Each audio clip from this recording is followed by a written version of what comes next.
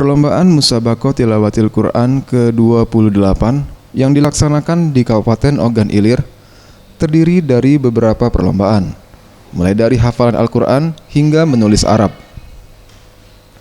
Salah satu cabang perlombaan yang menjadi perhatian masyarakat Ogan Ilir adalah kaligrafi.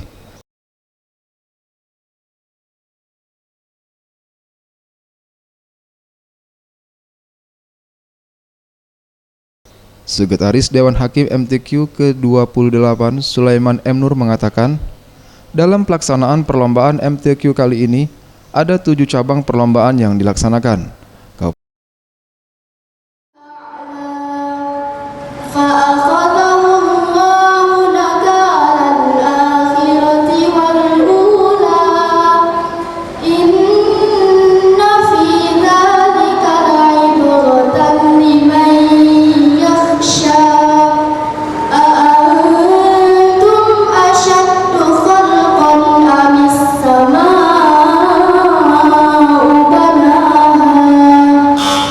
Untuk tahun 2018 ini ada 7 cabang golongan dengan beberapa golongan yang kita laksanakan.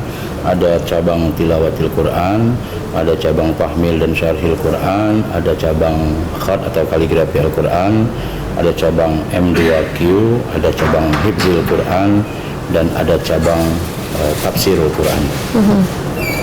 Dan itu dilaksanakan sepanjang dari tanggal 27 sampai tanggal 4 Mei 2018. Baik, kriteria yang dilihat dari para peserta yang mengikuti lomba Musabaqah Tilawatil Quran ini apa saja sebetulnya?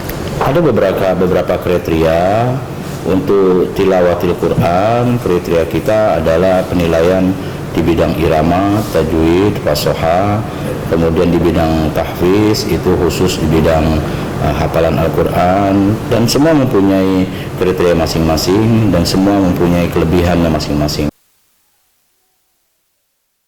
Kabupaten Ogan Ilir dipercaya sebagai tuan rumah untuk pelaksanaan MTQ tahun ini dan tak lepas dari pengawasan pemerintah Provinsi Sumatera Selatan. Tim Liputan Sriwijaya TV.